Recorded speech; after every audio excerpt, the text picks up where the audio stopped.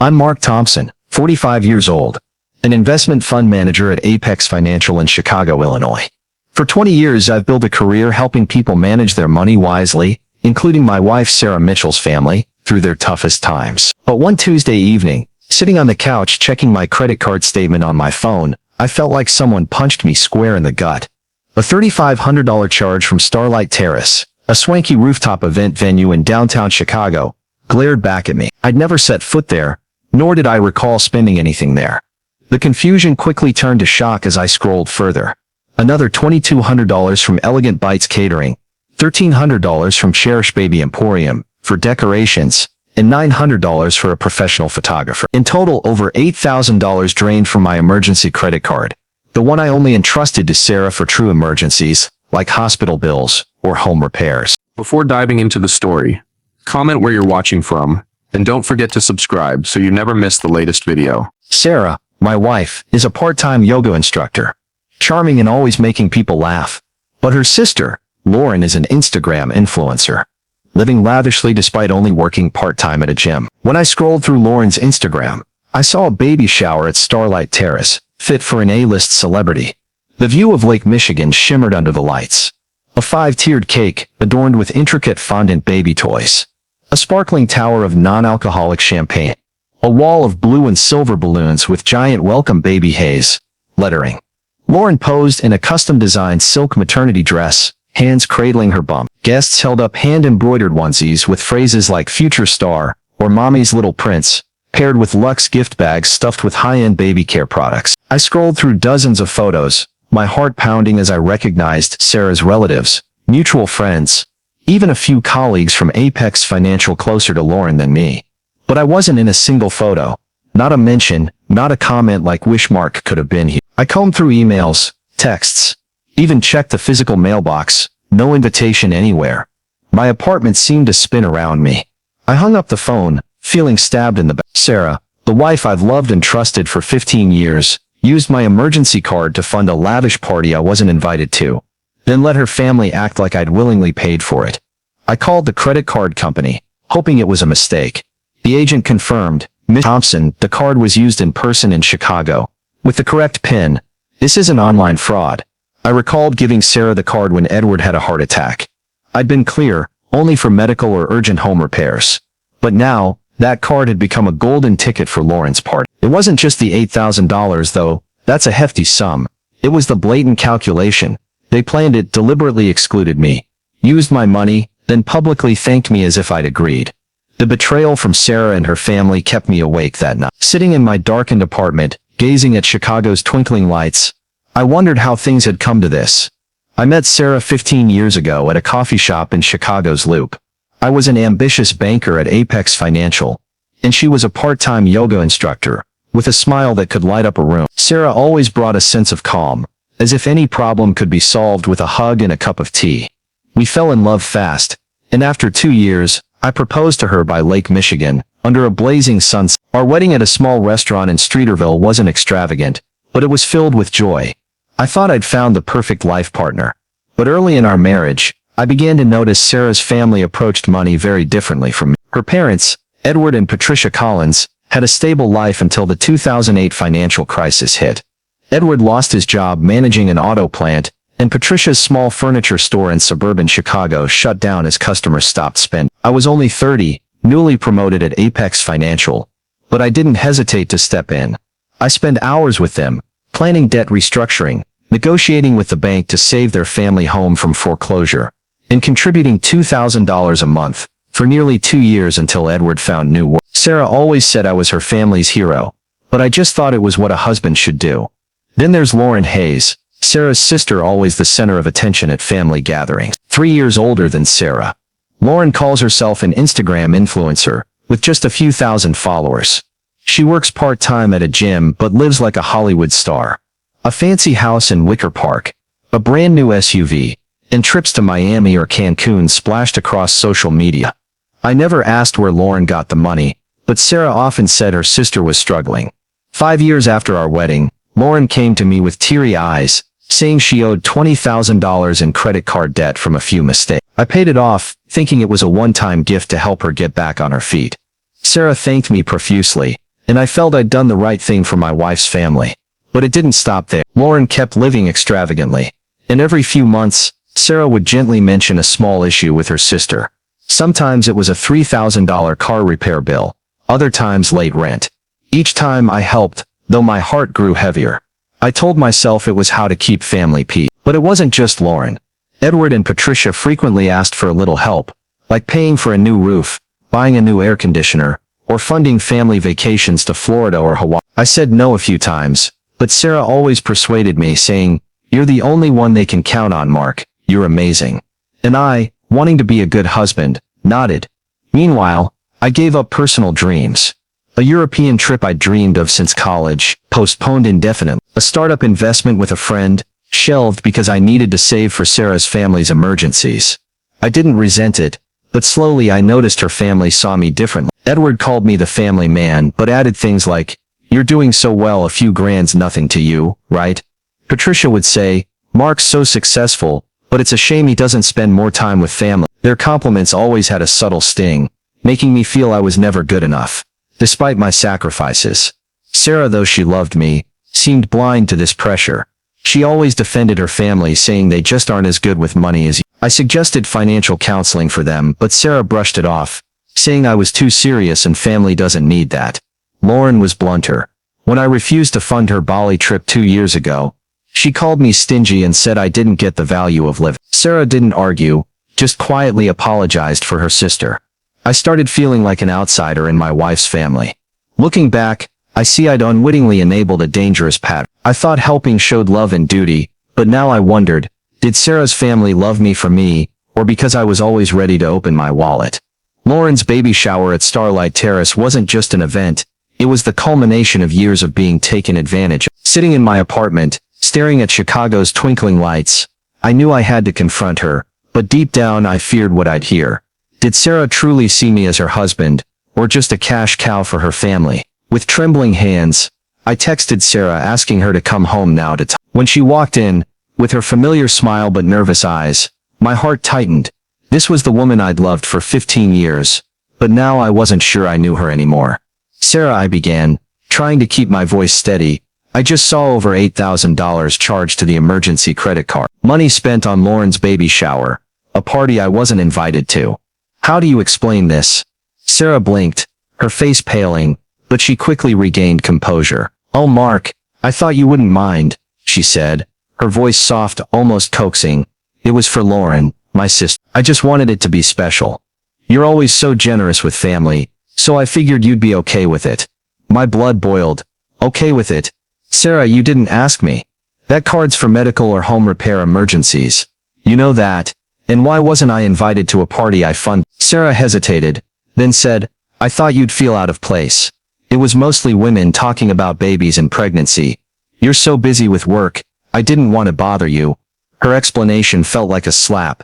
I was seen as too out of touch to join a family party because of work. "Sarah, don't lie," I snapped, my voice rising. "This isn't about feeling out of place. You deliberately left me out, used my money, then bragged I was the generous sponsor. What am I to you? An ATM?" Sarah started crying, but I saw those tears weren't from remorse. "Mark, you're blowing this out of proportion," she said, her voice trembling. "It's my family. You always help family. Why are you nickel and diming now?" "I'm sorry I didn't ask, but you can let this go, right?" I ended the conversation, realizing I couldn't make her see reason. Deciding to confront Lauren directly, I called her. "Mark, thanks so much for funding the party," Lauren answered, her tone smug. "But if you're going to make a stink over a few grand, that's pretty disappointing. You should be proud you gave me a beautiful memory." I was nearly speechless. "Funded? Lauren, I didn't know about the party. You used my card without asking. That's theft." Lauren scoffed. "Theft? Oh, Mark, don't be dramatic. Sarah said you'd be fine with it. If you're that cheap, just say so, don't ruin my joy." The stab in the back cut deeper when I called Sarah's parents. Edward and Patricia Collins. "Mark, you're making a mess of things," Edward said, his tone scolding. "Lauren's pregnant. She needs love. You make good money. What's a few thousand? Family helps family. You know that." Patricia chimed in, her voice sweet but sharp. "We told everyone how generous you were. Now you're upsetting Sarah. She just wanted to help her sister. I tried to explain. I didn't fund the party. Sarah took my card without asking. And I wasn't even invited. But Edward dismissed. You're busy with Apex Financial. We figured you didn't want to come. Mark, don't let money tear the family apart. It didn't stop there. That evening, I opened Instagram and saw Lauren's new post. A slew of photos from the Starlight Terrace party. The 5-tiered cake, non-alcoholic champagne tower, welcome baby Hayes balloon wall, and hand-embroidered onesies. Her caption floored me. Still over the moon from the best baby shower ever. Big thanks to our anonymous sponsor for making dreams come true. Some people don't get family values, but their credit cards sure work. Baby Hayes, family is everything. The post got dozens of likes, with comments from Lauren's friends like so amazing, or that guy's such a cheap. Sarah even left a heart emoji. I felt gutted in front of the world. I called Ethan Brooks, Sarah's cousin who was at the party, hoping for some truth. Mark, the party was incredible, Ethan said. I thought you didn't come because of work. Sarah said you covered everything. I nearly shouted, I didn't cover it, Ethan. I wasn't invited. Ethan paused. That's weird, because Patricia kept bragging about how generous you were. I thought you knew. The call ended, leaving me in a storm of emotion. Sarah's family didn't just use my money and exclude me. They publicly shamed me as a cheapskate for objecting. Worst of all, Sarah, the person I trusted most, was behind it. After confronting Sarah, Lauren and her parents, I felt drained. My Chicago apartment, once a haven for me and Sarah, now felt like a cage trapping my pain and anger. The first person I turned to was Christopher Lane, my college buddy and now a lawyer in Chicago. We met at a small coffee shop in the Loop, where I often go to. When I told him about Sarah using my emergency card for Lauren's baby shower at Starlight Terrace, and how her family turned on me, Chris shook his head, eyes full of sympathy. Mark, this isn't just thoughtlessness, he said, his voice low. It's financial abuse, plain and simple. They took your money without asking, then mocked you for pushing back. I went through this with my brother. You need to set boundaries now. Chris shared how his brother used family to borrow money, never repaying, forcing him to cut contact for a while. His words were a lifeline in a raging sea. Chris suggested I find a support community to better understand the situation. That evening, in my apartment, I opened my laptop and joined Family Wealth Guardians, an anonymous online forum for people exploited financially by family. I read dozens of heart-wrenching stories. A woman who paid her brother's debts, only to be called stingy when she stopped. A man who found his parents used his card for luxury purchases. One post hit me hard. When your family sees you as a bank, not a... The writer described feeling isolated when their family turned on them for refusing to fund more. I created an anonymous account and posted my story, from Sarah's card use to Lauren's mocking post. Within hours, dozens of comments appeared. This isn't just financial abuse, it's emotional abuse. One wrote, excluding you from the party was a control tactic. They wanted your money without your voice. Those words woke me up. I wasn't alone, and Sarah's family's behavior had a name, financial abuse. The next day at Apex Financial, I tried to work normally, but my mind kept drifting to family drama. Amelia Chen, a close colleague, noticed I was off. During lunch in the break room, she asked, Mark, you okay? You look like you got hit by a truck. I hesitated, but her genuine concern opened me up. I briefly shared about Lauren's party, the credit card, and Sarah's family's reaction. Amelia nodded, unsurprised. I get it, she said. My sister once used my card for wedding stuff without asking. It took me 2 years to set boundaries with her. Amelia shared her journey, from guilt to learning to protect herself. She suggested I meet Dr. Catherine Wells, a therapist in Chicago, specializing in family financial abuse. She helped me a lot, Amelia said. You need someone to help you process these emotions. That evening, I started journaling, a habit I never thought I'd pick up. I wrote down everything, the betrayal I felt seeing Lauren's post, the pain of Sarah defending her family, and all the times I sacrificed for them over the past 15 years. I wrote about how Edward and Patricia called me a hero, but always hinted I should spend more. I asked myself, was I truly loved for who I am, or just because I always opened my wallet? Through each page I realized I'd been conditioned to prioritize Sarah's family's needs above my own. I thought it was a husband's duty, but now I saw it as the conversations with Chris, the Family Wealth Guardians forum, and Amelia's advice, were like puzzle pieces helping me see the full picture. I wasn't selfish for being angry about being used. Sarah and her family's behavior wasn't my fault. But this realization came with new pain. I'd let this go on too long. I felt foolish for believing Sarah's family would change, that they'd value me if I kept helping. But now I knew I had to protect myself. I scheduled an appointment with Dr. Wells, determined to understand financial abuse better and break free from this cycle. Sitting in my Chicago apartment, looking out at the twinkling city streets, I knew it was time to act, not just to recover the $8,000 drained from my emergency credit card, but to protect my self-respect and future. But taking action wasn't easy. It meant confronting Sarah's family and the guilt ingrained in me over 15 years. The first step was freezing the credit card. I called the card company right away, my voice firm but my heart pounding. I reported the unauthorized charges. $3,500 for Starlight Terrace, $2,200 for Elegant Bites Catering, $1,300 for Cherish Baby Emporium, and $900 for the photographer. Miss Thompson, the agent said, these transactions were made in person with the correct PIN. Do you want to report fraud? I hesitated, Sarah's face flashing in my mind, but I nodded to myself. Yes, I want to report it. The card was only for emergencies, and I didn't authorize these charges. I sent them old texts with Sarah, where I clearly stated the card was for medical or home repairs. As evidence, the company agreed to freeze the card and open an investigation, but warned it could take weeks. I felt a slight relief, but also dread about Sarah's family's reaction. Next, I contacted Victoria Grant, a financial dispute lawyer Christopher recommended.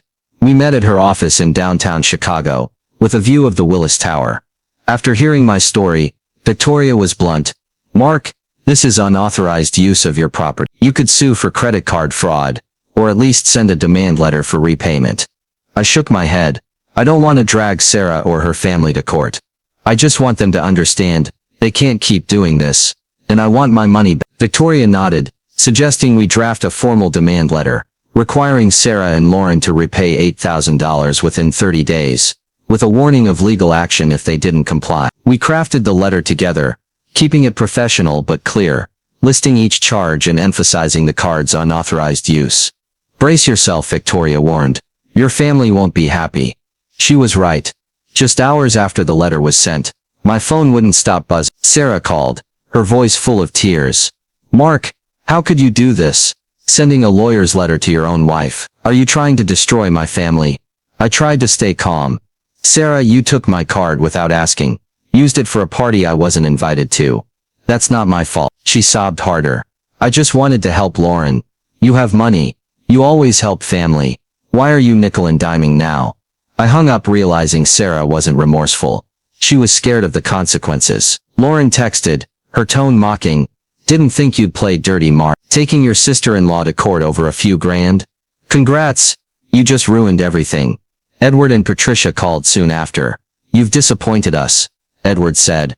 Lauren's pregnant. She needs love. You want her stressed enough to go into early labor. Patricia added, Mark, we thought of you as a son. How could you treat family like this?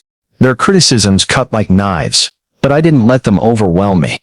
I started therapy with Dr. Catherine Wells, whom Amelia recommended.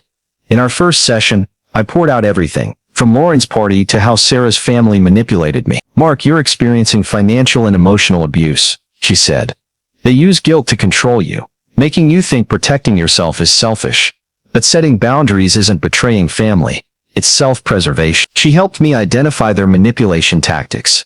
Sarah's crying, Lauren's sarcasm, and Edward and Patricia's family first, pressure. I learned to manage guilt, reminding myself I wasn't wrong for demanding my rights. To bolster my resolve, I joined the Chicago Kinship Support Network, a local support group. At my first meeting, I met Isabella Torres, a woman who'd cut ties with her family over financial abuse. I paid off my brother's debts, Isabella shared, but he called me selfish when I stopped. Setting boundaries was the hardest but best thing I ever did. Stories like Isabella's made me feel understood. I no longer felt crazy or alone. I also began setting communication boundaries with Sarah's family. I blocked them on social media, but had Christopher monitor Lauren's public posts for evidence. I diverted their emails to a separate folder, only reading them when mentally prepared. I didn't answer their calls, but saved voicemails as documentation, in case I needed them legal. These boundaries weren't just for financial protection. They kept me from being sucked into their manipulation cycle. Every message from Sarah or Patricia was laden with guilt tactics. But thanks to Dr. Wells, I saw they didn't reflect reality. When the credit card company confirmed they'd refunded the $8,000 and the unauthorized charges at Starlight Terrace, Elegant Bites Catering, and Cherish Baby Emporium would be billed to the service requesters, meaning Sarah and Lauren, I knew a new storm was coming. Sitting in my Chicago apartment, gazing at Lake Michigan's twinkling lights, I braced for Sarah's family's backlash. Just hours after vendors started contacting Lauren and Sarah for payment, my phone buzzed nonstop. Lauren posted an Instagram video, sitting in her living room with her pregnant belly prominent, tears in her eyes. I never thought family could turn their back on me when I needed them most, she said, her voice quivering. Someone abandoned us while I'm pregnant, over a few bucks, but I'll stay strong for my baby. Though she didn't name me, everyone knew she meant me. The post got hundreds of likes, with comments like "so shameful," or "stay strong, Lauren." Sarah left a heart emoji making my heart feel crushed. I'd been painted as the villain in their story, even though they used my card without asking. Edward and Patricia Collins, Sarah's parents, took it to another level. They sent a mass text to every relative, from cousins to distant aunts and uncles, with a message that stunned me. "Mark has ruined Lauren's joy," it read. He agreed to fund the baby shower but backed out, leaving Lauren and Sarah in debt. "We never expected Mark to be so selfish, especially with Lauren about to give birth. Please support them through this tough time." The message spread fast, and soon my phone was flooded with calls and texts from relatives. Sarah's aunt called, her tone scolding. "Mark, family comes first. How could you do this to Lauren?" Another uncle texted, "Blood's thicker than money, Mark. You're betraying the family." The family group chat, where I rarely participated, exploded with comments calling me cheap and cruel. Some relatives even started an online fundraiser to help Lauren pay off the party debt. I felt like the whole world had turned against me. Sitting in my apartment, staring at Chicago's streets, I wondered if I was wrong for protecting myself, but amid the storm, a few unexpected rays of light broke through. Ethan Brooks, Sarah's cousin, called. "Mark, I heard Mom's side about the party, but something's off," he said. "I know you're not petty. Can you tell me the truth?" I laid it all out, the card used without permission, my exclusion, Lauren's mocking post. Ethan was shocked. "They threw a party you paid for and didn't invite you. That's low, Mark. I'm on your side." His words were like a soothing balm. Sarah's aunt, Natalie Reed, Lauren and Sarah's sister, texted too. "Mark, I didn't know the truth," she wrote. "Lauren said you volunteered to pay, but I just talked to Sarah, and she admitted she used your card. I'm sorry for my part in." Natalie revealed she'd helped plan part of the party but had no idea about the funding. Her support from an elder family member made me feel validated. These conversations showed me the truth was slowly spreading, even if gradually. I chose not to respond publicly on social media.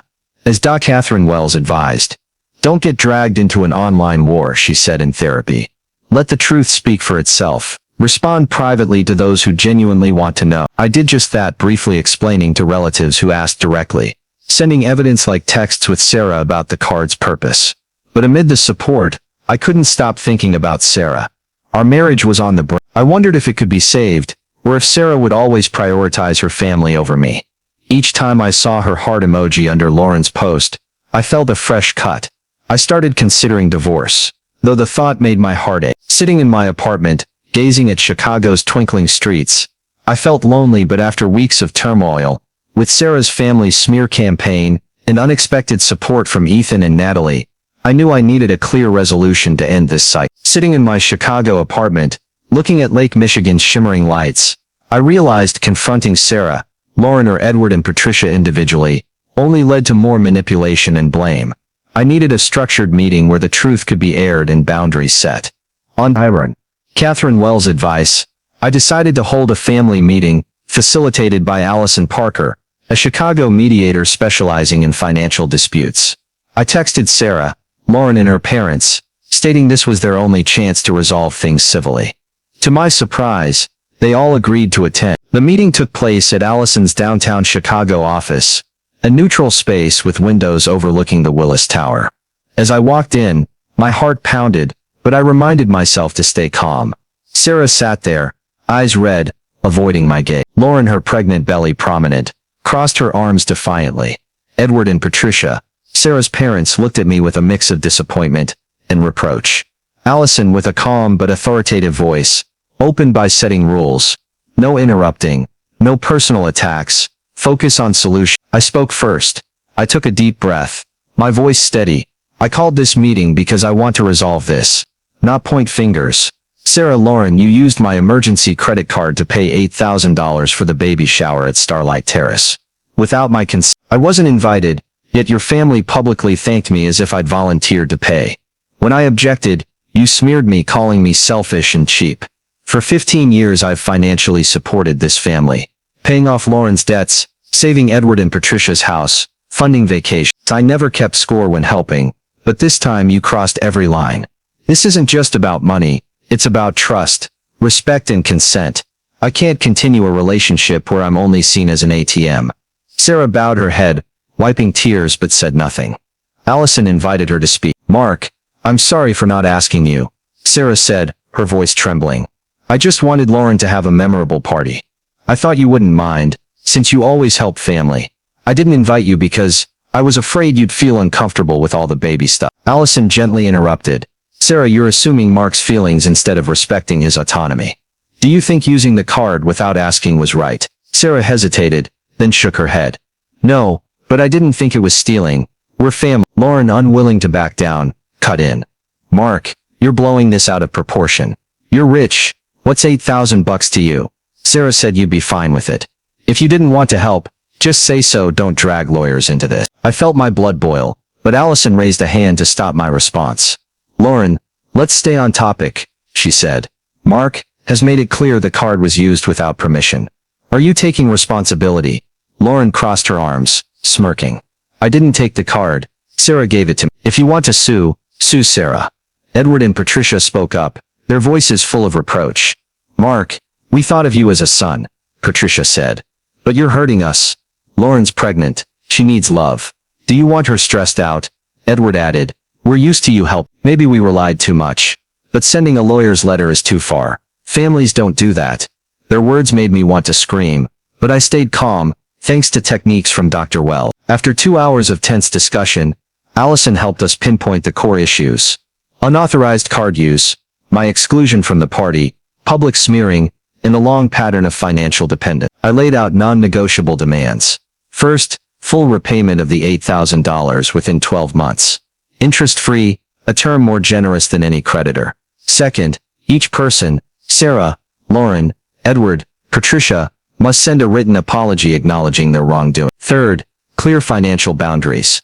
No borrowing, no using my card, no assuming I'll pay without prior agreement. Finally, a 3-month period of limited contact to let emotions settle and establish a new pattern. This isn't punishment, I said. It's the bare minimum to rebuild trust. Without trust we have nothing. Sarah and her parents reluctantly agreed, though Patricia muttered that I was too rigid with family. Lauren fiercely objected, saying she couldn't pay while about to give birth. But Allison pointed out that alternatives, like being sued by vendors or going to court, would be worse. In the end she signed the agreement too. Leaving the office, I felt both exhausted and relieved. The mediation didn't heal the family, but it gave me back control. Sitting in my apartment, looking out at Chicago streets, I knew the journey wasn't over. This agreement was just the first step, and I needed to stay firm to protect my boundaries. A year after the storm of Lauren's baby shower at Starlight Terrace, I sat in my new apartment in Chicago's Streeterville, gazing at Lake Michigan's twinkling lights. My life had changed completely, not just financially, but in how I viewed myself in relationship. Sarah's family followed the mediation agreement with Allison Parker. Sarah, Lauren, Edward and Patricia completed the $8,000 repayment within 12 months.